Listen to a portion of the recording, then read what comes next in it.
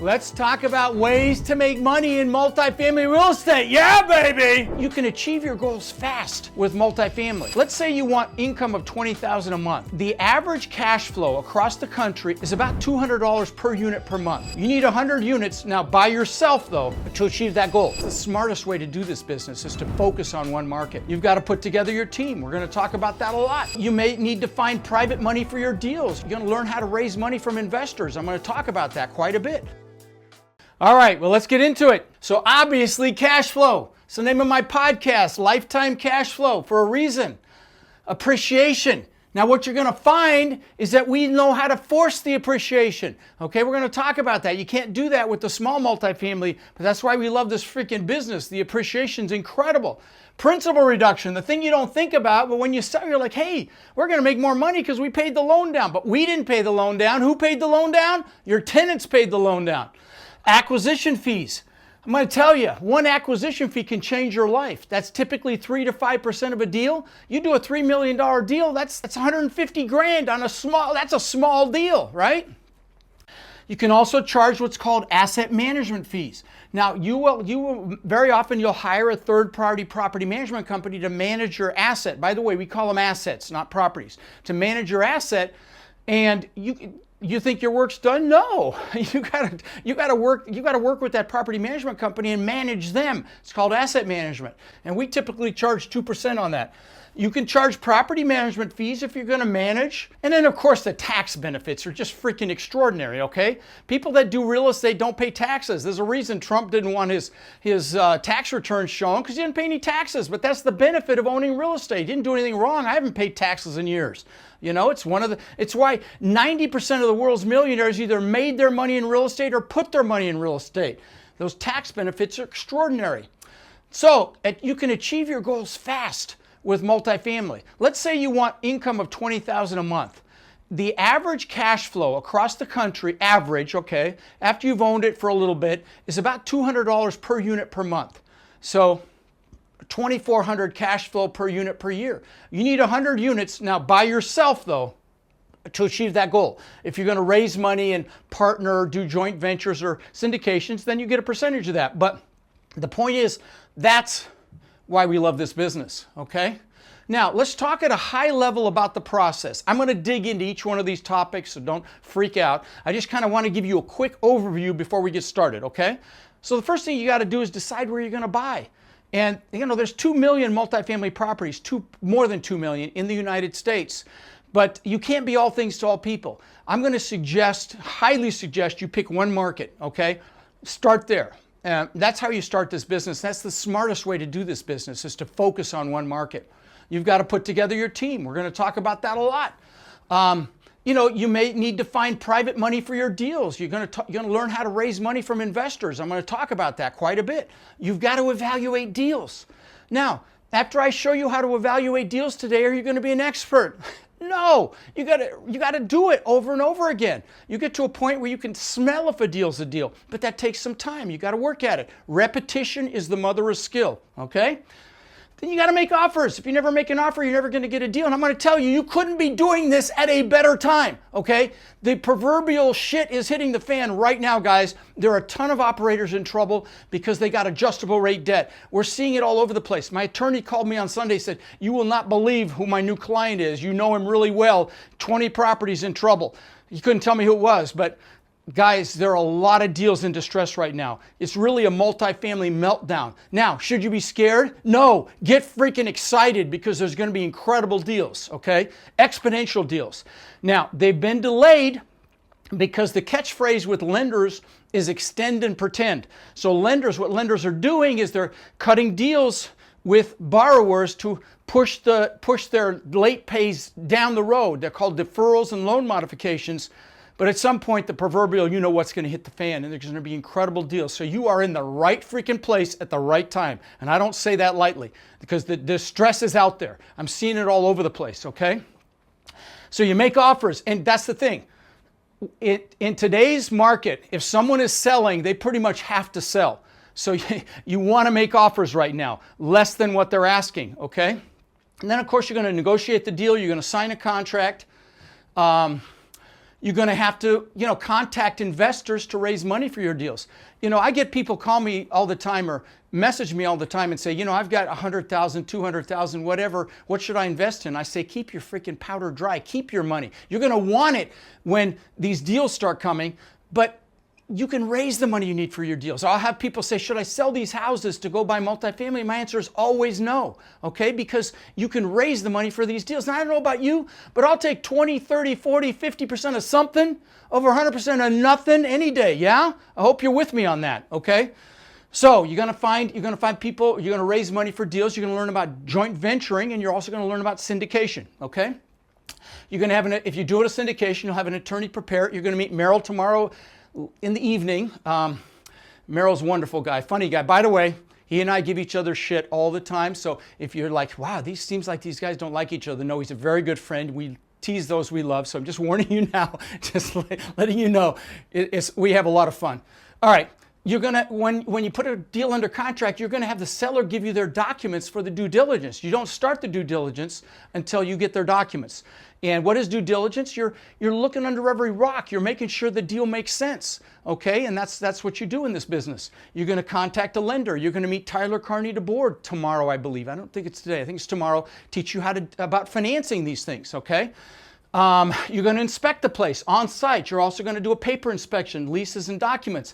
Now, property management companies will help you with this. We'll talk about that later. You're going to get a term sheet from the lender, okay?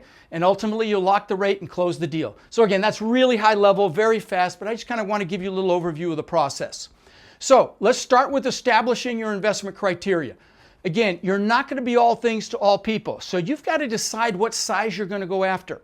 Okay, hey, Brooke, what I'm going to tell guys, I'm going to have Brooke add things to your resource folder. I told you you're going to get lots of bonuses and gifts and things to help you in this business throughout this course. But Brooke, let's not put them in until the end of the day. I don't want people going to look at them now and miss stuff. Put Cree Capital's investment criteria in their resource folder tonight, please, Brooke. Thank you. Okay, so you've got to decide what size property you're going to go after, right? You've got to decide the location, not just the MSA, which is the Metropolitan Statistical Area. Big MSAs are things like Tampa, Phoenix, Denver, big areas.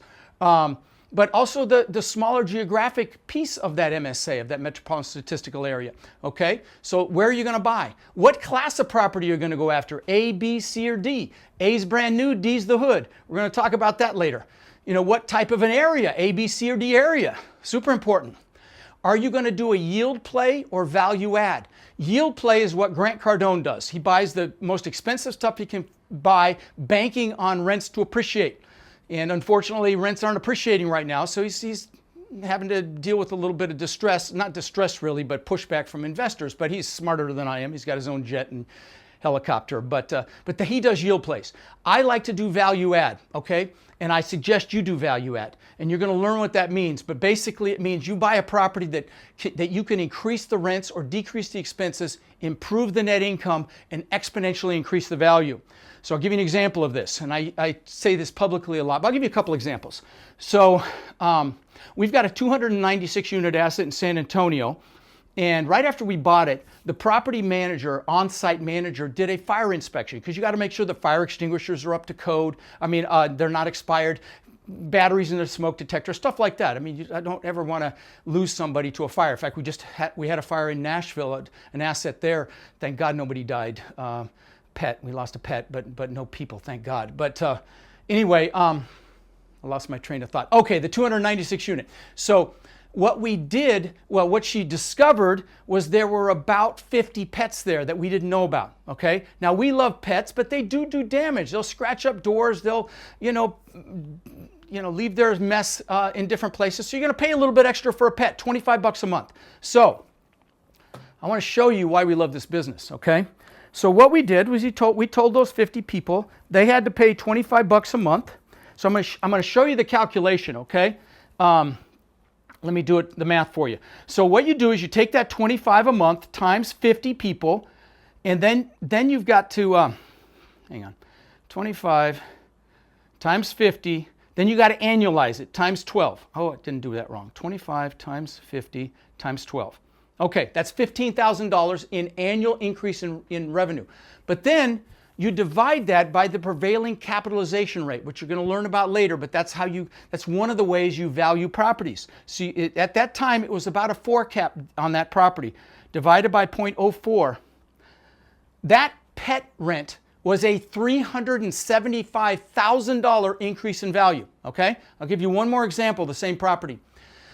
We decided to paint, we repaved the parking lot, we striped it. We actually had a towing company pay for this, to stripe it and put numbers in the parking spaces, because towing companies will do that if they get the towing contract. If somebody has a broken down car and they won't remove it, they'll tow it, and of course they make a lot of money doing that. So they paid to paint it, to stripe it and number the parking spaces. And then we told the tenants, hey, you want a spot right in front of your unit, you know, so you can, it's easy with the groceries and stuff. First come, first serve, you'll get a reserved parking spot. It's $25 a month. We had 100 people take it, okay? Again, the math, I want to do the math for you. So you take a 100 times 25, again, annualize it times 12, that's 30,000, okay? Then you divide that by that 4 cap, and this is at that time. It's a little higher than that now because of the market conditions, but at that time, that was a $750,000 increase in value. It didn't cost us anything, okay? That's why we love this business, guys. I'll give you one more extreme example. We've got an asset in a suburb of Dayton, Ohio called Beaver Creek. Right after we bought it, like 2 months after we bought it, it had a tornado. Did we ever put those pictures in? Okay, I want to show you the pictures. But it had a tornado literally, yeah, look, okay. I think there's a picture. Yeah, okay. I took these pictures, by the way, okay? I was there the next day. And this woman right here, you can see the top of her head, was bringing all her clothes out. And I said, were you here when it happened? And she said, yes. And by the way, it's 101 units. All 101 families had to move because they shut the water off, they shut the power off. So she was pulling all her clothes out to find a place to live. I said, you were here when it happened? She said, yeah, I was sleeping downstairs on the couch. My son was upstairs in his bedroom. By the time he came downstairs, his bedroom was gone. That's his bedroom, okay? He would have died for sure if he didn't have early warning system. But there's a message in this. You can go back to the PowerPoint. And thank God nobody died, by the way. We had a couple people who had to have surgery. They're okay. No kids got hurt, thank God. But here's the punchline. Okay, we had to rebuild the place, basically. We got, I'm going from memory here, I think $600 rent increases. Bottom line is that was a $10 million increase in value on 101 units, okay? That's why we love this business. Okay. All right, let's get into it. So why do you need your investment criteria? Because if you go to a broker and say, I'm just looking for any good deal, they're like, oh, good Lord, a newbie, okay? You've got to build credibility with brokers because they're not going to want to sell you a deal unless they know you can close. And if they think you're a newbie, they're not going to give it to you because they don't make money unless it closes, right? So it gives you credibility. And again, I'll send you our investment criteria for CREE Capital, which is my acquisition arm. I'll send that to you. It'll be in your resources tonight. But you need it for credibility with sellers as well. That you hone in, and when you can show you have a knowledge of the market and a knowledge of what you're doing, it gets credibility. Same with investors. They're not going to give you their money unless you're congruent and they feel like you know what you're doing. And so it helps you stay on track and stay focused. Focus is power, my friends, okay? The most successful people on the planet have the highest degree of focus. So, and you want to become an expert in that market. The most successful operators I know stay in one market, okay? It's the most successful ones I know. All right. Now, other things you want to take into consideration when you're establishing your investment criteria is how are you going to manage it? Are you going to manage it yourself? Or are you going to use a third-party property management company? Again, we're going to talk about all this more. You know, what sorts of loans are available? We're going to talk about that more. You know, how far is your target market from where you live? Is that important? You know, if you live in freaking California, don't invest in Boston or vice versa. Hello, there's plenty of low-hanging fruit much closer to you, okay? Hang on. Okay, remember, if you get tired, you need water. How much time do you have? I mean, I've got successful students that have retired from very high-paying warriors, coaching students that have retired from very high-paying W-2 jobs, consuming W-2 jobs, that did this on the side with that job, with kids, with families, and still did this, okay? But, you know, you see how much time you have. What are your resources? You know, do you have some money? If not, do you have the ability to raise money? Do you have family and friends that might want to invest with you once they feel like they know what you're doing? So think about that. What real estate experience do you have? Even if it's just buying your primary residence, stack that up. Do a Ben Franklin close and look at all the resources you have. You've got a lot more. Maybe maybe you're a good communicator.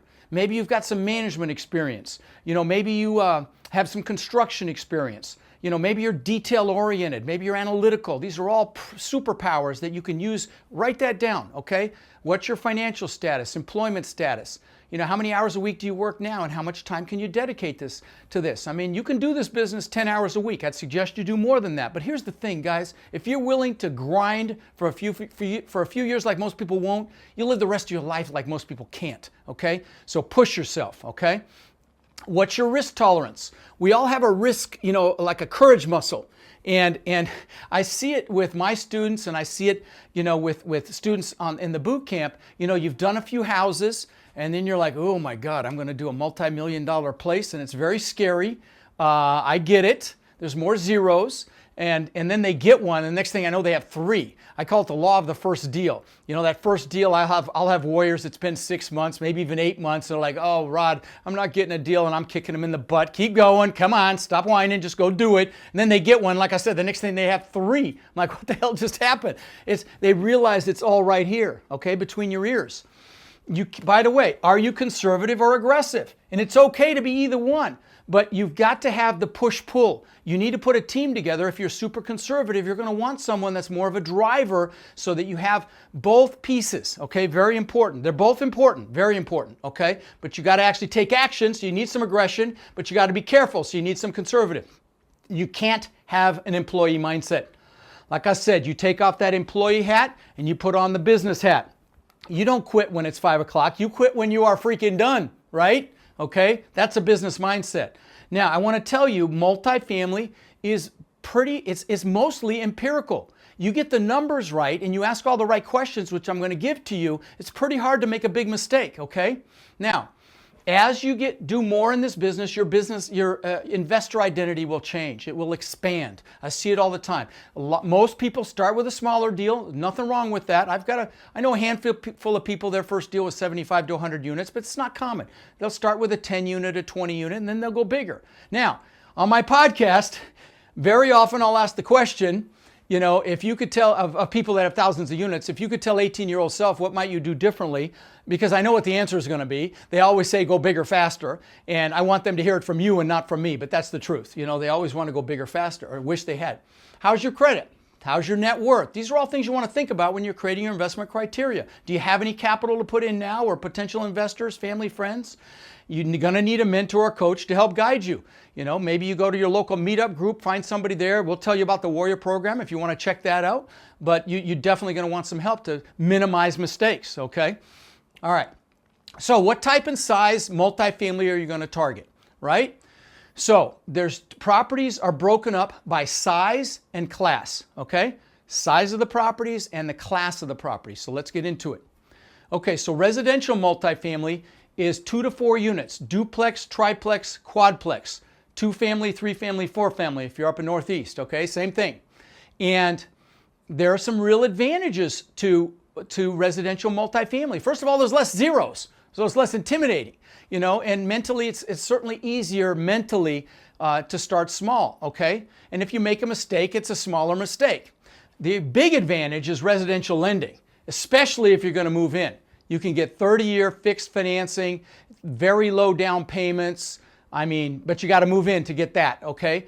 So low down payments, lower interest rates, and again, long-term fully amortized financing. So there's some real advantages. If you want a house hack and buy a fourplex, live in one unit, rent out the other 3, it's a fantastic way to get started. If the missus or if the husband are willing to do that, I can't think of a better way to get started, okay?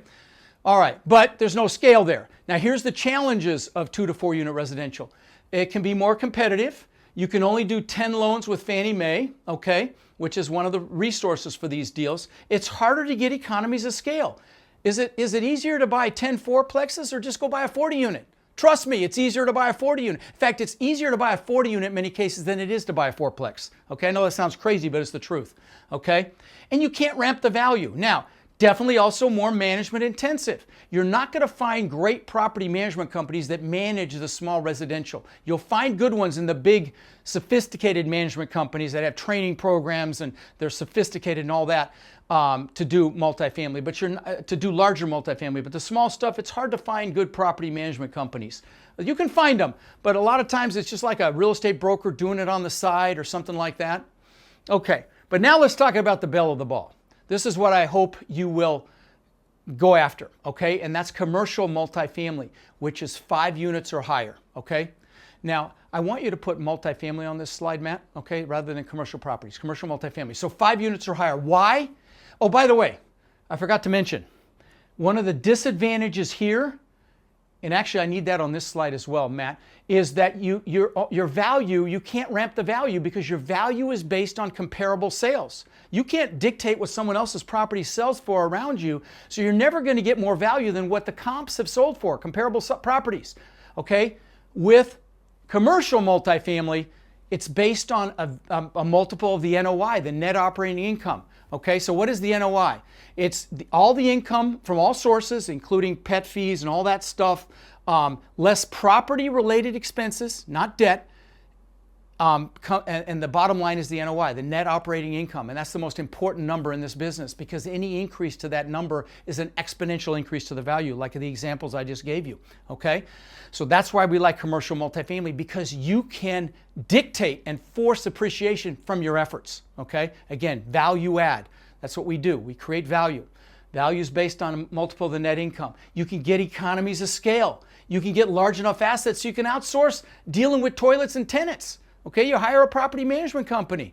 And if it's large enough, you have on-site staff. You're not dealing with that crap, okay? I mean, not to say it's not a great place to learn. If you buy a fourplex or you buy a 10-unit or even something small like that, do it yourself, you'll learn a ton. But if you want to ramp quicker, go larger. Let's talk about building your team, okay? Now, there's your inside team, your direct partners, and there's your outside team. So let me tell you what I'm talking about. Outside team would be your property manager, okay? You want to make sure you select a property management company that manages the size and class of properties that you're targeting, okay? You don't want to, if you get a company that's used to managing A-class properties and you give them a C-class property, they're going to crash and burn, okay? I had this happen with an asset in Shreveport, okay?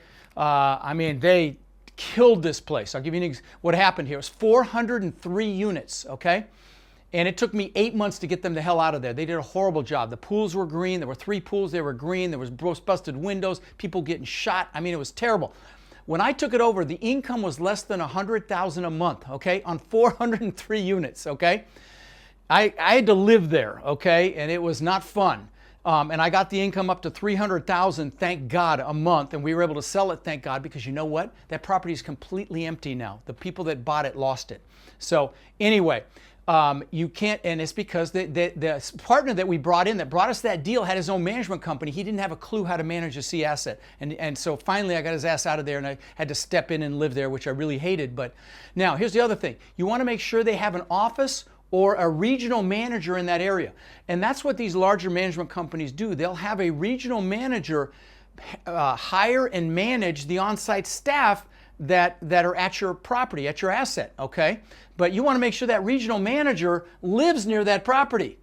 Otherwise, you know, they're never there and they need to be there, right? Or that the management company, the property management company has an office in that geographic area. And it's okay if they don't, as long as the regional is nearby, well located. You want to make sure they've embraced technology, okay? I'm going to tell you, you know, I will tell you, I used to say that most people do 50% of their analysis on their phone. It's pretty much 100% now. So, you know, if you go to their website when you're evaluating a property management company and you can't do a virtual tour of the property, you can't apply online, you can't put in a maintenance work order, you know, they're a digital dinosaur, don't do business with them. And sometimes, by the way, tell me in the chat how you think you're going to find the best people, these vendors that you're going to deal with. Tell me in the chat how you think you're going to find the best people. Nobody put Google. Good, good. It's referrals. That's right. Great job, guys. You got it. It's through referrals. That's how you find the best. Now, you may have a property management company referred to you multiple times But if they're a digital dinosaur, do not do business with them. They will, you know, they haven't they haven't embraced technology. And I will tell you, I mean, we are massively researching AI right now, and any property management company that's not doing the same is going to fall way behind. Okay, so AI is where everything's going. Okay. All right, you're going to deal with commercial real estate brokers. By the way, just so I tell you something, in your resources tonight is a book that I wrote on how to hire a third-party property management company. I will tell you, it's probably one of the best resources in existence about this topic. And I give it away for free to you guys. It's going to be in your resource folder tonight. So you want to make sure that you look at that later. And it's got all the questions you could possibly ask and so on and so forth. Okay. Now, you want, oh, I'm still on property manager. Did I? Yeah, manage the same types and size of properties. By the way, if you give a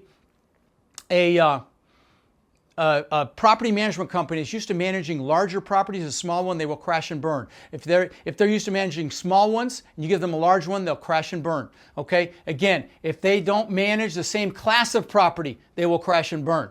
Okay? Super important. I guess I did already go through that. Hold up. Okay. Brokers, commercial real estate brokers. So you want brokers that work full time. I will tell you, up to about a year ago, it was hard to get a broker on the phone. Now they're driving you crazy because their sales are down about 90%, guys. And this is why the opportunity is incredible right now, okay? Because properties aren't selling. It's difficult for these operators that got this adjustable rate debt to actually refinance, because the rates are so high right now. And so this is why there's a lot of distressed stuff coming online right now. But anyway, so brokers will now give you the time of day. They didn't before. They were the belle of the ball. They're no longer the belle of the ball. Okay, so you want brokers that specialize in the size and type apartments that you're targeting. And sometimes if you're a newbie, talk to the young ones, okay? But I'll tell you something else, okay? Even talk to brokers in a market that you're not that interested in, just to learn to be comfortable with talking to brokers, okay? And here's the thing. These brokers can make you very wealthy, so develop deep relationships, okay? Don't be a once and done thing. Treat them with respect, talk to them regularly, and ideally, here's the thing, and I tell my warriors this, you know, if you're investing out of state, because you're going to find you can invest out of state, no problem there at all. But so you'll start these relationships with property management companies and brokers over the phone. But ultimately, you got to go visit there and you got to make appointments with all these people and make sure you're morning, noon, and night. You've got your appointments lined up while you're there. When you do that, they see you're real, everything changes, but they need to meet you and shake your hand. And, you know, go visit some properties with them, whatever. But you can start on the phone, but you've got to go visit there ultimately.